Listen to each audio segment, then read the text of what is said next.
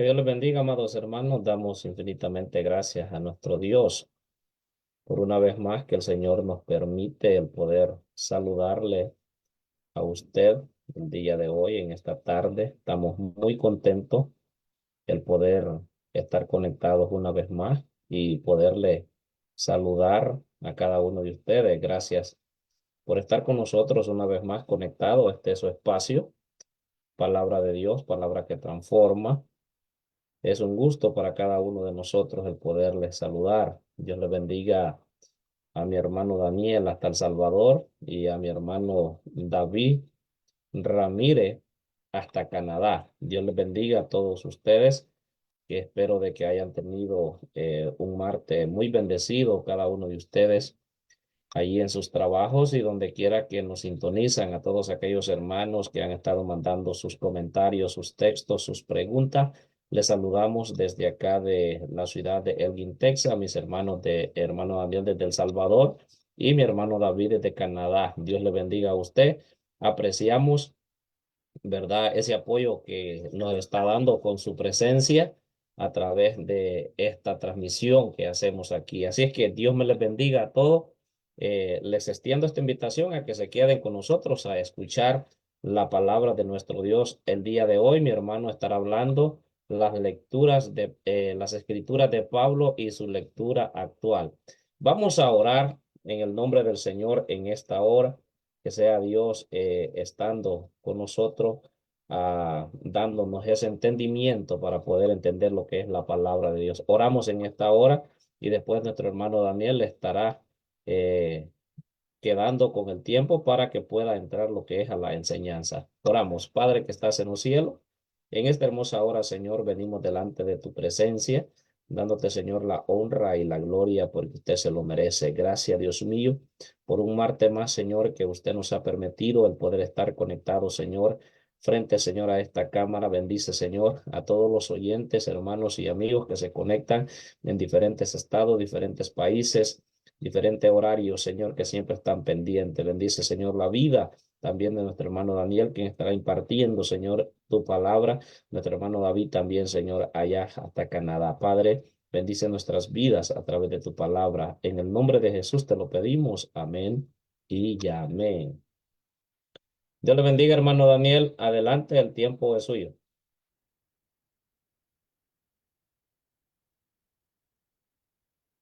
El micrófono. Gusto saludarlos, es una bendición de nuevo estar con cada uno de ustedes. Bendiciones a cada uno a la distancia, esperando que nuestro Dios siempre siga bendiciendo la vida de cada uno. Agradecemos, como decía nuestro hermano, el que estén pues con nosotros y que sigan pues apoyando este proyecto de reflexiones bíblicas. Estamos tratando acerca de Pablo, sus escritos. Anteriormente vimos cómo surge la transmisión de los escritos del Nuevo Testamento y especialmente nos referíamos a las cartas, cómo se fueron dando las transmisiones ya por el sentido no de lo oral, de la tradición oral, sino de una tradición escrita, y cómo estas tradiciones corrieron a través de las comunidades y luego se construyeron o se fueron formando algunas colecciones de cartas. Posteriormente, estas colecciones de cartas fueron perdiendo la calidad por la situación de su material. Y entonces surgió la necesidad de realizar algunas copias. Lastimosamente, con el peligro posterior de haber, lastimosamente, como digo, de haber causado alguna pérdida de información o de haberse perdido estrictamente algunas cartas por completo, como lo es la carta a los Corintios, la primera carta a los Corintios, que nos va a testificar el capítulo 7 de la primera carta a Corintios que tenemos hoy. Así, pasados los siglos, se fue pues determinando hasta llegar a la imprenta con la reforma, y ahí pues se va a formar lo que es un libro con una serie de escritos que nos va a dar el canon bíblico. Pero antes de llegar hasta ese momento, de tener un libro bajo una impresión, ya se habían escrito otros libros, o se habían tenido pergaminos, se habían guardado pergaminos de escritos muy antiguos, los cuales al día de hoy solo tenemos escritos del siglo II al siglo IV, son bien pocos, y es del siglo IV en adelante que comenzamos nosotros a tener alguna evidencia de estos escritos que nosotros conocemos como la Biblia. Alrededor de eso también surgieron varios listados, es decir, no solo hubo un solo canon bíblico, hubo varios canon bíblicos, entre los cuales habían libros que se incluían, cartas que no se incluían, evangelios que no se incluían, entre otros. Pero al final se define un canon y así van a surgir algunas tradiciones con respecto a cómo la iglesia va a tener algunos libros en algunas Biblias y en otras escrituras o en otras Biblias no las vamos a tener.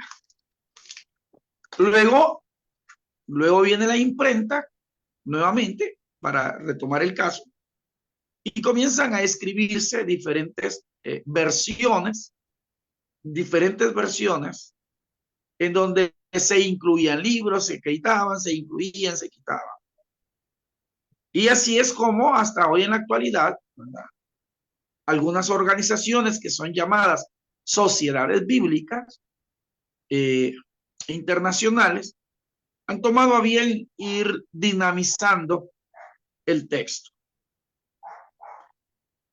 Es hasta el finales del siglo XVII y principios del siglo XVIII, que la ciencia retoma su espacio.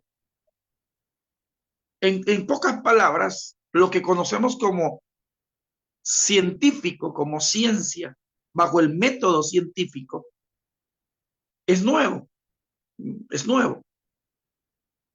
Ahora, ¿qué pasa del siglo XVII para atrás hasta el siglo IV?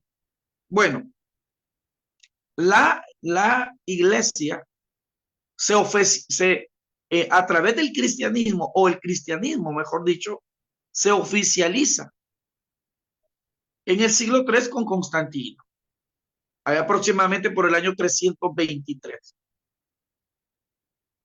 Al oficializarse, entonces también se oficializa el cristianismo dentro del Imperio Romano. Por ende, se van a oficializar sus escritos. Y todos aquellos escritos que no se consideraron dentro del canon, entonces se les va a llamar deuterocanónicos, se les va a llamar apócrifos, etcétera, etcétera. Y lastimosamente van a recibir una carga muy peyorativa, es una carga negativa. Digo lastimosamente porque cuando yo agarro el Nuevo Testamento, usted agarra el Nuevo Testamento y usted lee Judas, usted encuentra que Judas hace referencia a un libro que en nuestra historia bíblica es considerado un libro apócrifo. Entonces tendríamos que ver por qué razones Judas, judío, hace referencia de esta tradición que desde el canon se considera un libro apócrifo. Y es hablando de la asunción de Moisés, es decir, de la muerte de Moisés. Eso lo va nada más a testificar un libro que está fuera de nuestra Biblia. Entonces, llama la atención, pero es así como llegamos al siglo XVII, finales del siglo XVII, y principios del siglo XVIII, cuando ya va en la edad media, baja, y va surgiendo el proceso del renacimiento, así se le llamó a esa época, en el arte, en la cultura, en la literatura, en la política. Surgen algunos movimientos sociales, las monarquías comienzan a caducar, surgen los estados, surgen las repúblicas. Y entonces es así como se va a ir dando también el proceso de una reforma y una contrarreforma. Y es una serie de eventos. Pero la pregunta es, ¿y la Biblia? Bueno, la Biblia durante el siglo IV hasta el siglo XVII se consideró, o sea, un texto intocable. Intocable en el sentido que la teología estaba por encima de la misma ciencia. Es decir, la filosofía, que fue la madre de las ciencias, se había hecho a un lado y era la teología la que estaba por encima. La iglesia dominaba los imperios, la iglesia dominaba las leyes y dominaba la sociedad por ende. Pero hay un dato muy curioso. Si la Biblia como la base de la humanidad, los imperios eran católicos, los reyes eran católicos, las conquistas de los nuevos pueblos era a través del catolicismo. Pero surge una cuestión bien peculiar. ¿Y la Biblia? O sea, nadie tenía acceso a la Biblia. No había acceso a la Biblia. No existía. Es decir, que las personas tuviesen una Biblia, eso no era así. La tenía solamente el clero y en cierta manera ni siquiera se estudiaba, porque se estudiaban otras ramas que se le presentaban a las nuevas culturas a través de la evangelización imperial, en este caso, el imperio español, el imperio francés, el imperio inglés, portugués, entre otros. Estos imperios llegaban, conquistaban 1492, que es la conquista del continente americano, y se evangelizaba, se cristianizaba a las personas. Pero la cristiandad, ¿de qué dependía? Dependía de otros presupuestos, menos de la Biblia, menos de la Biblia. Es así como la gran iglesia va a reconsiderar esto después de la reforma y contrarreforma de 1500, la reforma luterana y luego la contrarreforma en los años posteriores. Surgen otras iglesias fuera de la gran iglesia, surge la iglesia luterana, surge la iglesia anglicana, surge la iglesia presbiteriana y surgen algunas otras iglesias, la iglesia wesleyana, y hace unos 120 años que surge el movimiento pentecostal, es decir, las iglesias bajo el carisma pentecostal. Todo este proceso histórico, nuevamente vuelvo a mencionar, ¿y la Biblia? ¿Y la Biblia? De nadie es ajeno, creo que la generación que andábamos entre, bueno, nos vamos a poner aquí, ¿verdad? Entre los 40 y 50 años, no podemos olvidar que hace menos de 30 años, 40 años, la Biblia no era un libro accesible. A pesar que la gran iglesia, a través de lo que es el Concilio Vaticano II, reconsidera esta postura y dice que la Biblia puede ser leída por las personas, pero siempre se mantuvo el recelo. Ese fue realmente el boom, la estrategia y el método que Dios permitió al, al evangelicalismo, es decir, a los cristianos evangélicos, porque los cristianos evangélicos, a partir de la década del 60 al 70, van a reconquistar el mundo cristiano por medio de el acceso a la lectura de la Biblia. Hay unas personas que van a recibir el nombre de compultores, compultores, patrocinados por el país de Estados Unidos. ¿Quiénes eran estos compultores? Eran personas que se dedicaban a evangelizar por medio de la venta de libros. Pero esta venta de libros era realmente el sentido y el objetivo era vender o regalar la Biblia. Es decir, vendían un libro, pero tras de esa venta de ese libro, venía también la Biblia. La Biblia comenzó a llegar a los diferentes países, a las diferentes culturas, a las diferentes naciones, algunos ya bajo de independencia. Y entonces el cristianismo comenzó así. ¿Qué quiere decir eso? Que para el año 60 y 70 ya había cierto grado, a pesar que la gran iglesia todavía no lo había generado. Antes del Concilio Vaticano II, la misa se daba en latín. Por cierto, toda la liturgia misal era en latín.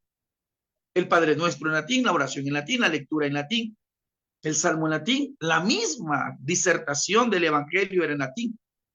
Entonces, usted iba, estaba dentro de la liturgia y usted solo decía palabra de Dios y ahí terminaba todo, pero no había. Allí comienza, y ese fue la estrategia que Dios permitió para que el evangelicalismo, es decir, el mundo cristiano evangélico, no católico, pudiera entrar a la sociedad, a las sociedades y a los países. ¿Por qué pongo este contexto histórico? Porque viene ahora la situación y es cómo leer los escritos. ¿Cómo leer los escritos? Y sobre todo los escritos paulinos. ¿Cómo leerlos? Y aquí viene el dilema. Voy a retroceder de nuevo. Están los escritos. El material es endeble, no es muy fino. Hay copia de copia de copia de copia de copia. No hay escritos originales, sino algunos que se consideran más antiguos. Hay una colección que recibe el nombre de códice de estos, el códice de Beza, el códice vaticano, el códice alejandrino, el códice de Jerusalén. Entonces, que eran colecciones de escritos que están, ahí están. Pero la pregunta es, ¿hasta dónde estos textos fueron originales? Originales. Hay dos clases de manuscritos, y es el manuscrito minúsculo y es el manuscrito mayúsculo. Ya se lo expliqué. Todos los textos estaban escritos en minúscula. Posteriormente, todos los escritos se escribieron en mayúscula. Pero las palabras no estaban separadas. Por eso, mis amados hermanos, yo invito en el nombre del Señor, de verdad, se lo digo así, a no andar peleando por versiones, que cuál es la mejor versión. Lastimosamente, todavía tenemos comunidades de fe que discuten cuál es la mejor versión. Que si la versión Reina Valera 1909 es la mejor, porque algunos consideran que como fue la primera Biblia que conocieron, se han quedado pensando que Dios habló en esa manera. Y no es así. Esa Biblia lo que tiene es un castellano con palabras arcaicas que ya no están en uso dentro de nuestro lenguaje español. válgase y dígase español desde México hasta Chile, España, que realmente no es un español, sino que es un castellano. Ese es otro tema que tendríamos que explicar. Pero estamos discutiendo, luego viene una revisión de esta Biblia de 1909 y surge la revisión de 1960 y luego surge la versión del 2000 y luego surgen otras versiones que se le van a llamar versiones dinámicas. Ahora, la pregunta es, ¿y estas versiones a qué responden? Ahí están los escritos, ahí están los textos, ahí están. Pero quiero decirles que durante la Edad Media del siglo IV hasta el siglo XVII, al no existir una regulación de las copias, es decir, una revisión exhaustiva de decir aquí esto se hizo mal o se hizo incorrecto, quiero decirlo con toda libertad, lastimosamente, hubo manipulación al momento de traducir algunos textos. Hubo manipulación. Ahora, ¿en qué línea? ¿En qué sentido? Manipulación desde el sentido de la gran iglesia. En bienestar, como lo va a decir el texto original, que muchos tuercen las escrituras para su bienestar. Entonces, luego del siglo IV, cuando ya la iglesia se ha organizado, lastimosamente los apóstoles han muerto, hay doctrinas que se establecen, pero detrás de estas doctrinas surgen algunas normas, no doctrinales, sino dogmáticas. Es decir, elementos que por fe hay que creerlos, pero que la Biblia no lo respalda. Entonces viene la gran iglesia, se aprovecha de esto. Como nadie tenía acceso al escrito, entonces se proliferan los dogmas. Los dogmas se van a proliferar y van a crecer a través, imagínense, ¿cuántos serían? 6 más 7 serían 13 siglos. Estamos hablando de 1300 años, lastimosamente, en donde se hizo a su antojo, así con todo el valor y el respeto que merecen los biblistas de la época y del área del Vaticano. Son grandes exégetas, grandes escritores, pero esos 1300 años que les permitió a ellos tomar el texto y manipularlo, lastimosamente. Y ya les voy a dar una muestra de cómo es que se hicieron estas cosas. Ahora, nos llega la escritura a nosotros, nos llegan los escritos paulinos a nosotros. Nos llegan los escritos paulinos. Me gustaría que mi hermano Santos me lea, por favor, Romanos, capítulo 9. Romanos 9, el texto 28. Amén, hermano. Y lo Dice lee. Romanos 9, capítulo 9, versículo 28. Porque el Señor ejecutará su sentencia sobre la tierra en justicia y con prontitud. Excelente. 9:28. Romanos 9, 28. Amén. Vuélvalo a leer, por favor. Despacio, con Porque voz de trueno. porque el Señor ejecutará su sentencia sobre la tierra en justicia y con prontitud. Muy bien. Hay una Biblia que sería bueno que algunos pudiesen tener acceso a esta escritura, se llama la Biblia textual, y pasa lo siguiente. Mire lo que dice este texto, y dice, porque el Señor ejecutará su palabra totalmente y con brevedad sobre la tierra. ¿Qué quiere decir? Este texto es referencia a Isaías capítulo 10, texto 22 y 23, para algunos que lo estén anotando y lo haga después la lectura. Estamos leyendo Romanos 9:28. Romanos 9:28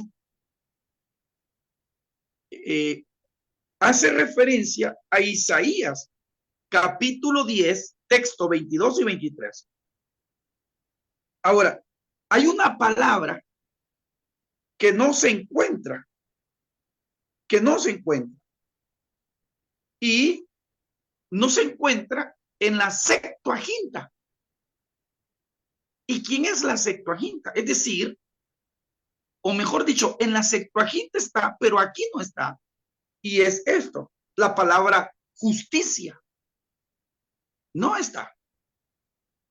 Es decir, nuestras versiones sí tienen la palabra justicia, pero la versión Septuaginta, ¿cuál fue la versión Septuaginta? Es la Biblia escrita por los 70, que se le pide, ¿verdad? A un varón, a un hombre que el imperio le pide, el emperador le pide que recopile los escritos del Antiguo Testamento y que escriba un canon ya con los escritos del Nuevo Testamento. Al escribir esta Biblia, que según una tradición fueron 70 hombres. Por cierto, quiero decirle que la Septuaginta ya circulaba en los primeros siglos con lo que se va a conocer Antiguo Testamento.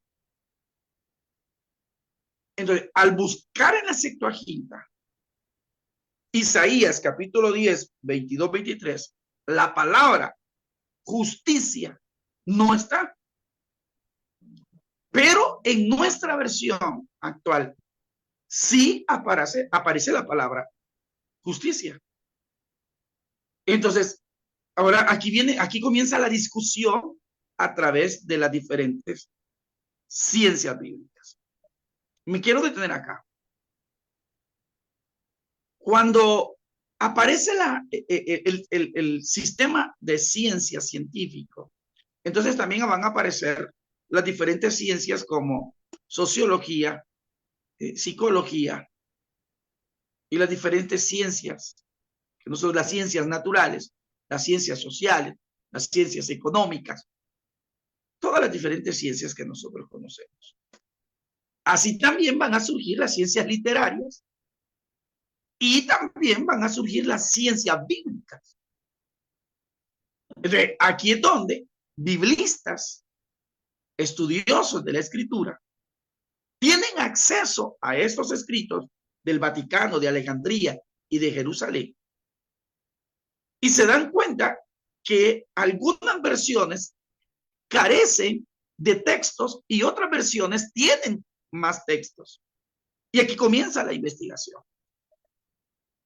Y entonces surge lo que le vamos a llamar la crítica de las ciencias, y surgen algunos métodos como el método histórico crítico, muy criticado, pero que también ayudó a encontrarnos con estas realidades. ¿Qué pasó? Cuando ellos van y ven un escrito del siglo III, siglo II, los más antiguos, y hacen el cotejo, porque fueron texto por texto, cotejando texto por texto, y se dan cuenta que no está la palabra justicia, solo por una muestra, la palabra justicia. Le voy a mostrar otra. Búsqueme Efesios 5:21. Y esto es muy curioso y muy peculiar, porque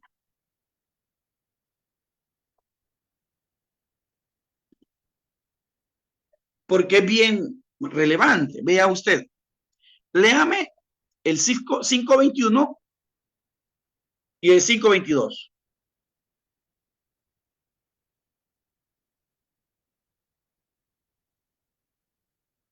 Lo leemos.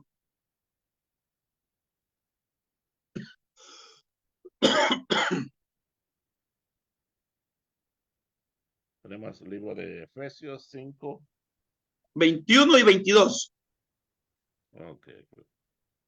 Someteos unos a otros en el amor de Dios. Las casadas estén sujetas a sus propios maridos como al Señor. Excelente. Como al Señor. ¿Me lo vuelve a leer, por favor? Someteos unos a otros en el temor de Dios. Las casadas estén sujetas a sus propios maridos como al Señor. Ahora, fíjese que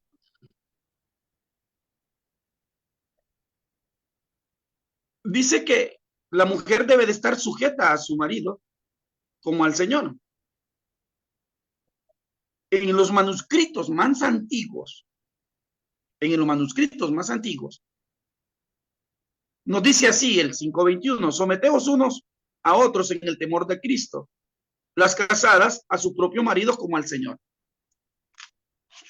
Entonces, este texto, imagine qué duro esto, en los manuscritos más antiguos no está Sujeta. esa parte. Y hemos hecho una doctrina de sometimiento. Esto provoca a lo siguiente. ¿Qué pasó acá? Bueno, ¿quién lo puso? ¿Por qué aparece? ¿Quién dice eso? Nuevamente le invito a que investigue. Lo que estamos tratando es como ejemplos de textos que realmente no es que estén en duda, sino que se ha tenido una discusión. ¿Por qué en manuscritos más antiguos no aparece? ¿Qué pasó? ¿Por qué se añade esto? ¿Por qué se pone? Alguien va a decir, no, pero la Biblia dice de que no hay que ponerle ni quitarle. Eso se refiere solamente a los textos de la profecía del escrito de Juan. No vamos a generalizarlo para atrás. Eso ahí se queda. ¿Qué pasa con los demás textos? Hay muchos otros textos en los evangelios, pero ahorita no es el tema lo de los evangelios, pero que también no están en los manuscritos más antiguos. Entonces me va a decir, hermano, entonces usted está desvirtuando la escritura. No. Aquí vamos. Surgieron la crítica literaria, surge la crítica de las formas. La literaria es a qué área, por ejemplo, a qué género literario pertenece un texto. Entonces comienzan a decir, bueno, este texto pertenece a un género de carta, este texto pertenece a un género profético, este texto pertenece a un género sapiencial, este texto pertenece a un género poético, son los géneros que tenemos en la Biblia.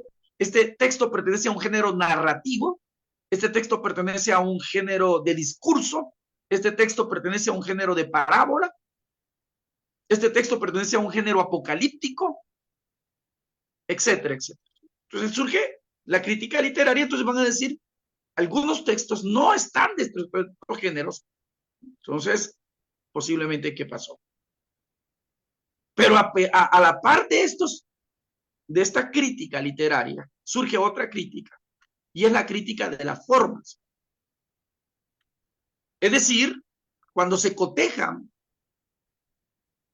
textos, como lo hicimos ya con Romanos, con el Antiguo Testamento, entonces dice, bueno, la forma de este texto no está como la forma del texto más antiguo. ¿Por qué no está? ¿Qué pasó? ¿A dónde queda la inspiración? No, que la inspiración no tiene problema. El texto fue escrito con inspiración. El problema es aquellos y aquellas, que también hubo mujeres de por medio, que se dieron a la tarea de traducir. Bueno, y ya mencioné otro dilema, traducir. Por ejemplo, cuando nosotros traducimos, realmente, si traducimos literalmente de un idioma a otro idioma, se le pierde el sentido de lo que se quiere dar a entender. Eso, desde el inglés lo vamos a notar. Yo siempre he puesto un ejemplo muy sencillo en este caso. Entonces ya mencioné, y ya lo voy a explicarte, mencioné la crítica literaria, a qué género pertenece. Ahora vamos a la crítica de la forma. La forma de este texto no responde a la forma de este otro texto. Hay diferentes formas. Vienen otras críticas que posiblemente se le van a dar. Por ejemplo, hay una crítica en donde se va a decir que el texto no pertenece a cierto escritor, sino que fue añadido posteriormente. Ahora, veamos. Hasta ahí vamos bien, pero voy a ocupar una metáfora que se le llama la metáfora de la cebolla. La metáfora de la cebolla, y es la siguiente. Cuando nosotros nos vamos a través del proceso científico del texto y queremos leer la Biblia desde ese sentido científico, podemos caer también en un error nosotros. Y tampoco estoy desvirtuando la ciencia, pero sí hay que tener mucho cuidado. Y veamos, póngame atención en este caso. Cuando yo hago una crítica y digo, no, este texto no pertenece aquí. ¿Se ha fijado la cebolla? Usted le quita una capa y le queda siempre la cebolla. Eso es lo que hago yo con el texto. Le quito la primera capa. No pertenece a este género literal. Le quité una capa a la cebolla. Y luego digo, no, pero es que este texto no pertenece a la forma más antigua o a la forma nueva. Entonces le quito otra capa a la cebolla. No, pero este texto no lo dijo Pablo, tal vez no lo dijo la escuela paulina, no lo dijo Pedro, tal vez lo dijeron sus discípulos. Entonces, si no lo dijo Pablo, no tiene mucho valor, entonces le quito otra capa. Llega un momento en que yo le quito las capas a la cebolla y voy quitándole al texto. El texto no es original, el texto no dice lo que tuvo que decir, lo que acabamos de ver el 21, no aparece en los textos más antiguos, no aparece en la Septuaginta, y le voy quitando la realidad. Cuando yo vengo a sentir con esta cebolla, le he quitado todas las capas por las críticas que le he hecho al texto bíblico, y me doy cuenta que al final posiblemente me quede sin ningún texto. ¿Por qué?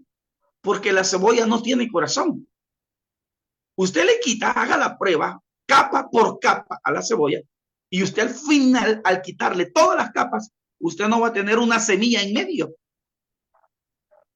Usted no va a tener un corazón, algo duro que diga, aquí depende todas las demás capas de la cebolla. No, usted se va a quedar sin nada en la mano. Ese es el peligro que se puede tener cuando nos vamos por el lado muy científico y querer demostrar todo y desvirtuar lo que tenemos a través de la escritura. Ahora, vamos al otro tema. Espero que el tiempo nos alcance. Y es el caso del idioma, en el cual estábamos hace un momento. Cuando yo voy a traducir del idioma del griego o del hebreo, si yo lo voy a traducir palabra por palabra, que es a lo que se le va a llamar la lectura dinámica, voy a tener un problema. Y es que no va a tener sentido el escrito. No va a haber sintaxis. No va a haber un sentido gramatical de lo que quiere decir.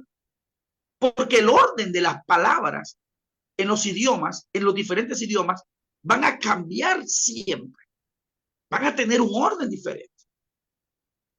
Yo en el español puedo decir, compré un carro nuevo. Compré un carro nuevo. Así lo digo en español. Que yo compré un carro nuevo. O yo tengo un carro nuevo. Yo tengo un carro nuevo. Pero en inglés, yo no digo yo tengo un carro nuevo. Por cierto, se va implícito y de una sola vez digo, tengo un carro nuevo. Pero no lo digo en inglés de esa forma. En inglés la expresión es, tengo un nuevo carro, a un new car. No digo car new. Sería, para alguien que sabe inglés, sería risible que yo le diga car new. Pero si yo digo new car, él me va a entender. ¿Qué estoy diciendo? New car, nuevo carro. En español digo carro nuevo, pero en inglés, si literalmente lo leo, no estoy diciendo carro nuevo, estoy diciendo nuevo carro. Es muy diferente. En español, carro nuevo. En inglés, nuevo carro. Cambia. Y usted me va a decir, pero solo son dos palabras. No, estoy hablando de todo, porque ahorita solo le estoy poniendo el ejemplo de dos frases. De dos frases. Ahora imagínense con todo el texto.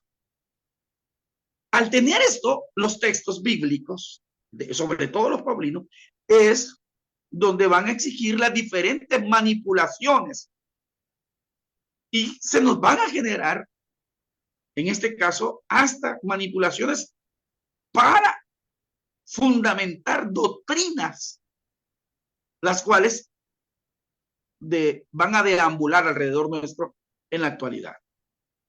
Se los puse de ejemplo la vez anterior en el caso a la hora de la muerte de Jesús. Hay dos personajes a la par y hay una lectura que se hace. Y entonces viene la lectura y se nos dice así. Le dice Jesús a este y le dice, yo te digo, hoy estarás conmigo en el paraíso. Pero luego viene la manipulación a través de la ciencia moderna por medio de los signos y símbolos, signos ortográficos, le pone ese, te digo, hoy, coma, estarás conmigo en el paraíso. Estarás en un futuro, porque se lo estoy diciendo hoy. Pero viene la versión, ¿verdad? Dinámica, evangélica, digo, te digo, hoy estarás conmigo en el paraíso. Entonces cambia toda la perspectiva doctrinal. Por ejemplo, lo dije también anteriormente, solo estoy hablando desde el aparato de la ortografía. Nosotros mismos cometemos un error cuando decimos un texto, y esto seguido lo escucho, hasta predicadores. El que tiene esta esperanza, en él se purifica, así como él es santo. El que tiene esta esperanza, en él se purifica. O sea, que el que tengo yo la esperanza, si yo tengo la esperanza, me purifico en Cristo. Pero el texto no dice así. Dice, el que tiene esta esperanza en él, se purifica a sí mismo como él es santo. O sea, cambia toda la perspectiva. Si yo lo digo, el que tiene esta esperanza, en él se purifica, quiere decir que yo en Cristo me purifico. Pero cuando yo leo el texto, realmente dice, el que tiene esta esperanza en él, coma, se purifica a sí mismo. Ya no me purifico en Cristo. La santificación de la purificación es mía. Es realmente mi responsabilidad. Pero el sentido doctrinal de mi responsabilidad la adquiero, pero con la otra lectura, que lastimosamente todos la dictamos y la decimos y la testificamos, y algunas veces la leemos, a pesar que ahí está, le estamos dando otro sentido y le dejamos la responsabilidad a que Cristo me santifique y me purifique, cuando la responsabilidad es personal. Entonces, se da cuenta. ¿Qué quiere decir esto? Entonces, esta situación de los textos nos va a generar algunos elementos. ¿Cuál es la solución para estos pequeños ejemplos que hemos puesto? Nuestro objetivo no es generar discordia, sino realmente generar una solución, una perspectiva. Y es la siguiente. Bueno, surgieron dos, y es la lectura dinámica y también está la lectura formal. Me voy a ir por la dinámica. Cuando yo leo la lectura dinámica es lo siguiente. Yo tengo la escritura, la Biblia, tengo la Biblia como tal. Cuando yo tengo la Biblia como tal, ¿qué me dice la lectura dinámica? Lea la Biblia en su idioma tal como está. En su idioma tal como está. Olvídese del idioma original, olvídese no, léalo como está. Y reciba la palabra así como está en ese idioma. Bueno, hasta ahí vamos bien. Pero si yo me traslado, yo lo mando a usted para África, la Biblia suya, con la Biblia que está en África, tiene algunos cambios en el lenguaje. ¿Y por qué? Bueno, voy a dejar a un lado ahorita el texto paulino de Romanos y de Efesios, y me voy a Isaías. Isaías dice que si tus pecados fueren como la grana, vendrán a ser blancos como la lana. Y si fueren rojos como el carmesí, vendrán a ser como la blanca nieve. A ver, ¿qué dice Isaías? Me utiliza la frase nieve, blanca nieve. Pero en África, la nieve en el 90% del territorio no la conoce. Entonces, ¿cómo yo voy a llegarle a hablar a una cultura de una palabra, una frase que es completamente desconocida? Y yo necesito que ellos comprendan el mensaje. Entonces, ¿qué decide Sociedades Bíblicas?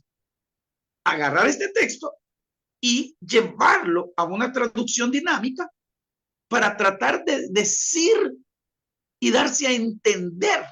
Y ahí ya no dice como Blanca Nieve, como la Blanca Nieve, sino dice como la comida del coco.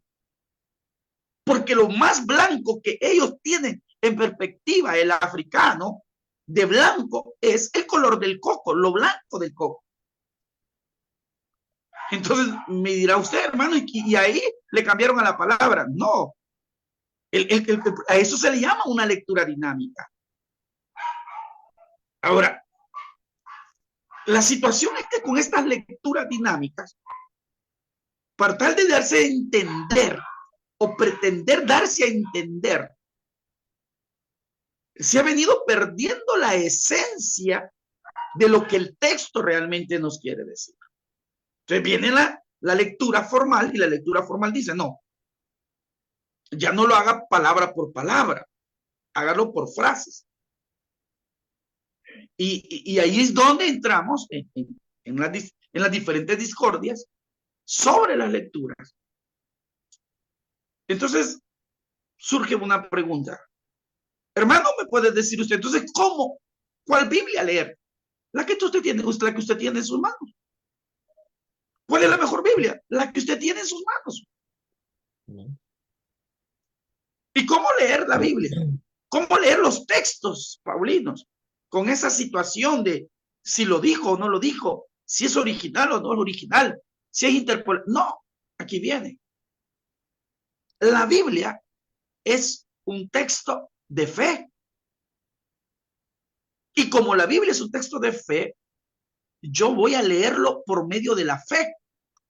Mi lectura tiene que ser a través de la fe. Porque si yo hago la lectura a través del proceso científico, está bien, yo lo he hecho, conozco algunos aparatos críticos, le he aplicado algunos aparatos críticos, he realizado algunas investigaciones, le dediqué casi 3 años a lo que es Primera Corintios, y sobre todo en el área de lo que dice, porque lo que yo recibí del Señor, eso también os he enseñado, que la noche que el Señor Jesucristo fue entregado, tomó pan, y después de haber dado gracia, dijo, este pan es mi cuerpo, que por vosotros es partido. Toda esa perícopa, le dediqué aproximadamente 3 años, y le apliqué todo el aparato crítico y todo los elementos de las ciencias bíblicas, y mi conclusión a la que pude llegar es descubrir manipulaciones con ese texto a través de la historia del texto y a través de la historia de las traducciones, desde la gran iglesia hasta la iglesia evangélica, el evangelicalismo, pero conclusión última, yo voy a creer en ese texto por fe, desde la fe, porque hay un trasfondo, y el trasfondo es anunciar la muerte de Cristo. Entonces, eso es lo que usted tiene que hacer. Tome la escritura, tome la Biblia, léala por fe, créala en fe, vívalo bajo la fe, y eso es lo que le va a dar crecimiento espiritual a usted.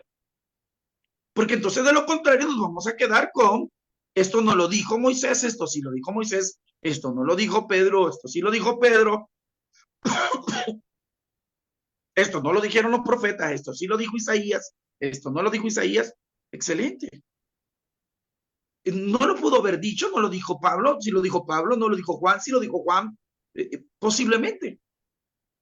Pero al final, lo que yo debo de hacer es quedarme con mi escritura, leerla por fe, porque algo sí podemos decir es que la escritura, así, por fe, nos ha generado a nosotros resultados espirituales. Completamente. Ahora, cuidado cuando estas lecturas me están generando, ahí sí hay que tener cuidado, y esto ya es para la línea de liderazgo, cuando estas lecturas me pueden generar algunos elementos doctrinales, o mejor dicho, mandamientos de hombres que van a terminar con situaciones de injusticia espiritual. A eso sí hay que tenerle mucho cuidado. A eso hay que tenerle mucho cuidado. Claro está que ahorita no pudiese yo enumerar elementos que se pueden definir o determinar a partir de algunos mandamientos de hombres por algunas lecturas. Porque hay un proceso, y el proceso es el proceso exegético, investigativo de la escritura. Luego viene el proceso hermenéutico, que es la interpretación del texto, que es lo que yo interpreto, que es lo que se interpreta del texto. Pero para interpretar el texto yo debo de saber a qué género literario pertenece. Yo debo de saber cuál es el contexto de quienes lo dijeron. Porque nosotros hacemos lastimosamente esto. Agarro textos del Antiguo Testamento y dice, no, esto no, aquí dice la Escritura. No se debe de hacer. Pero solo agarro uno. ¿Y los demás? ¿Y los demás? Decimos, no, aquí el texto dice esto. ¿A dónde? La Escritura lo dice. Pues sí, pero ¿y los demás textos que están allí mismo? Por ejemplo, en Levíticos. Dicen algunos, la Biblia me manda que me purifique. Entonces deje de comer algunas comidas, porque en el mismo listado donde me pide que me purifique 3 días para ciertos eventos, purifique ese 3 días, aparte ese 3 días, también me está diciendo que no coma esto, que no coma lo otro, que no coma de pezuña hendida, que no coma, que no tienen escamas, que no, me lo está diciendo. ¿Por qué no hago eso también? Porque a la hora del hambre se me olvida. Pero a la hora del mandamiento del hombre, ahí sí. Entonces, no caigamos en el error fariseo de poner carga a otros de las cuales nosotros mismos no podemos llevar. Segunda conclusión, en este sentido, si yo leo la escritura por fe, entonces ahora vámonos a lo que dice Pablo. Y ahora vámonos a lo que nos va a decir la escuela paulina. Porque toda escritura es inspirada por Dios. Y estamos hablando de esta escritura desde el Antiguo Testamento, desde la inspiración de lo que Dios tuvo como objetivo. Es decir, el objetivo es mostrar la escritura. Por cierto, la escritura no te está mostrando datos geográficos ni históricos. El objetivo de la escritura que nosotros tenemos hoy es mostrarte un plan de salvación. Y en ese plan de salvación, el centro es Cristo. Gracias, mis amados hermanos. Disculpen el tiempo que nos hemos extendido, pero queríamos hablar un poco acerca de esto. Bendiciones a todos. Un fuerte abrazo desde El Salvador. Como siempre, familia Pavón Romero les ama. Amén, amén. Dios le bendiga, hermano Daniel. Dios les bendiga a todos ustedes que han estado conectados, que están conectados todavía. Dios le bendiga, hermano Daniel. Gracias damos a Dios. Muy interesante el estudio. Coincido con lo que el comentario que hermano David Ramírez ha puesto allí en el chat. La, el desafío, el desafío que tienen los misioneros en otros países. Y yo diría también el desafío que nosotros tenemos identificándonos como salvadoreños. Hay palabras que nosotros las utilizamos que en otro país pueden ser palabras vulgares. Hay palabras que en otro país que para ellos es normal y para nosotros es una mala palabra al decirla. Y, y es lo mismo cuando leemos la palabra de Dios nosotros. A veces queremos expresar lo que nosotros pensamos de que la Biblia dice, pero realmente la Biblia no está diciendo eso, sino que eso es mi pensamiento. Así que la palabra del Señor, Dios le bendiga. Muy bonita la enseñanza. No sé, hermano David Ramírez, si tiene algún comentario o alguna pregunta. Dios les bendiga, hermanos. Damos gracias a Amén. Dios. Una noche más va a estar llegando a sus hogares y aprendiendo acerca de las Escrituras. Pues para decirle que pregunta no tengo, pero me gustó mucho el ejemplo acerca de la cebolla. Hace mucho sentido y a la misma vez hay que tener cuidado en la crítica bíblica que nosotros queremos aplicar a ciertas Biblias, ya que eso a veces nos puede traer problemas y también a la vez poner un dogma. Por ejemplo, yo me acuerdo de que nos gusta a veces enseñar y decir que la Reina de Valera de 1960 es la que tenemos que utilizar y las demás Biblias no son relevantes o no deberíamos ni de traerlas a la iglesia. Mire hasta dónde hemos llegado, ¿eh? Pero, como dijo nuestro hermano, es por fe que llegamos a conocer a Dios, que llegamos a conocer de Jesucristo y también llegamos a conocer a través de las Escrituras la vida y cómo los apóstoles vivieron. Y es muy interesante la historia de cómo la Biblia llega a nuestras manos. Han pasado periodos por los cuales la Biblia ha estado escondida, estuvo escondida, pero mire que cuando Dios está en un asunto, no importa lo que el hombre quiera hacer con eso, tiene que salir a la luz. Y gracias a Dios, a través de esa Biblia, este ha llegado a ser uno de los libros más leídos por muchos años en esta tierra. Es muy interesante que uno de los libros que mucha gente piensa que no son importantes, pero ha ayudado hasta a crear sistemas judiciales, ha llegado a crear a través de las enseñanzas de las escrituras, muchos países han formado sus creencias, también han creado su forma de vivir y vale la pena aprender de ella. Que el Señor les bendiga a todos. Amén. Dios le bendiga, hermano David. Hermano Daniel, hemos escuchado nosotros ya varias transmisiones con respecto a esto. Estaba un amigo allí conectado, ¿verdad? Amigo católico. ¿Qué le dice usted cuando ellos dicen que la Biblia católica es la correcta? Yo sé que he estado hablando del tema, pero en palabras cortas. Ellos dicen, no, la Biblia católica es la correcta y es la que hay que leer y no la de los evangélicos protestantes. Nuevamente repito y lo expresé hace un momento, ¿no? ¿Cuál Biblia hay que leer? La que usted tiene en sus manos. ¿Cuál Biblia es mejor? ¿Si la católica o no? La cuestión es esto. Si yo voy a la esencia del texto, con las disculpas de nuestros amigos, no hay Biblia católica ni Biblia evangélica. El problema es que nosotros nos hemos adueñado de las versiones y decimos esta es la Biblia evangélica y esta es la Biblia católica. Si usted me dice a mí, ¿qué Biblia utilizo para mis estudios? Yo utilizo la Biblia Nueva Jerusalén. Es una versión católica.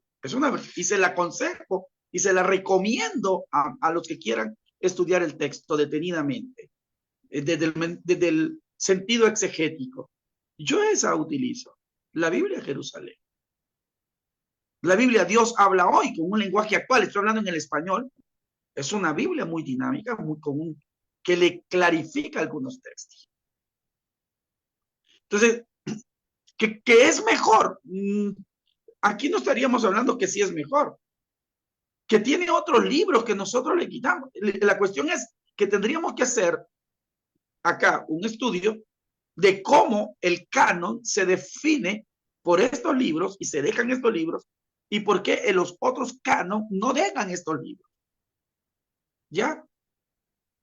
Eso es todo, eso es todo. ¿Por qué el canon que va a adquirir y que la Iglesia Católica va a absorber como su versión oficial se queda con esos libros extras? ¿Y por qué las versiones que se van por la línea después de la reforma de 1500 no se van a quedar con estos libros? Eso es lo único que pudiésemos decir. Pero ahí hay un trasfondo histórico de los diferentes cánones para descifrar eso. Y nuevamente digo, usted lea los Macabeos, léalo, y tiene una gran historia del proceso de cómo los Macabeos van a querer el bienestar de Jerusalén, de los judíos, antes, posterior a la muerte de Carlos Magno, antes de que aparezca Jesús, antes de nuestra era común, o nuestra era cristiana, era común para acá. Entonces, unos 400, 300 años antes de Cristo, aparecen los Macabeos, y usted léalo, estúdielo y le va a ayudar históricamente. ¿No? Lea Eclesiástico, léalo, y usted va a encontrar una gran similitud con Eclesiastés. Lea Sabiduría y usted va a encontrar una gran similitud con Proverbios. Usted no tienen, entonces no puedo decir, yo lo leo y yo tengo paralelos, estudios y prácticas en la vida desde los paralelismos de sabiduría, desde los paralelismos del eclesiástico. No hay por qué. Entonces no podemos decir. Eso hay que tener mucho cuidado, porque entonces estaríamos diciendo, entonces, yo soy mejor que aquel. No estamos hablando de mejores. Estamos hablando de la esencia de la palabra. ¿Cuál es el objetivo de nuestra escritura? Antiguo y Nuevo Testamento, Biblia hebrea y Biblia y Nuevo Testamento. ¿Cuál es el objetivo? Mostrarnos el plan de salvación. Eso es todo. Amén. Dios le bendiga, hermano Daniel. Bueno, no hay Biblia católica ni hay Biblia cristiana. Lo que hay son varias interpretaciones de personas. Y concluimos con lo que dice Manuel Zapatero. Lo importante que a pesar de muchas discrepancias con diferentes versiones, el mensaje de Dios no pierde su finalidad. Así que vamos a darle gracias a Dios. Gracias a Correcto. todos ustedes por estar ahí conectados con nosotros una vez más. Les esperamos todos los martes a las 7 de la noche, hora del Salvador. Así que Dios me les bendiga a todos ustedes. Gracias por compartir. Gracias por suscribirse también a la página. Gracias por sus comentarios. Gracias por su saludo. Y así es que nosotros nos encontramos acá a los alrededores de la ciudad de Austin, Texas, por ser más específico, una ciudad que se llama Elgin, Texas. Si usted tiene un familiar, un amigo que no se congrega y usted sabe que necesita de Dios y vive por estos lados, mándelo, que se congregue, que se comunique con nosotros. Así que oramos, hermano Daniel, dándole gracias a Dios por este tiempo. Padre que estás en los cielos, en esta hermosa hora, Señor, venimos delante de tu presencia, dándote la honra y la gloria, Señor, porque usted, Dios mío, nos ha permitido el poder, Señor, estar una vez más a través, frente, Señor, a estas cámaras para aprender, Señor, lo que es de tu palabra y ser mejores y poder entender con más claridad, Señor, tu palabra y así poderla aplicarla, Señor. Gracias te damos, Padre, por los amigos y los hermanos que siempre están pendientes de este espacio porque quieren aprender, Señor, más de tu palabra. Te doy gracias, Señor, por la vida de nuestro hermano Daniel. Fortalécelo siempre, Señor. Dale mucha sabiduría, cuida de su familia. Por la vida, Señor, de nuestro hermano David Ramírez también, Señor, hasta Canadá. En el nombre de Jesús te lo pedimos. Gracias, bendice los amigos, Señor, que también ellos puedan entender tu palabra y un día puedan venir, Señor, a los pies de Jesucristo. Gracias, Padre. Amén y amén. Bien, hermano Daniel, Dios me le bendiga. El Señor le bendiga a Gracias, que todos. pasen una feliz noche, hermano David, Dios le bendiga también. Feliz noche. Dios me le bendiga a todos. Amén.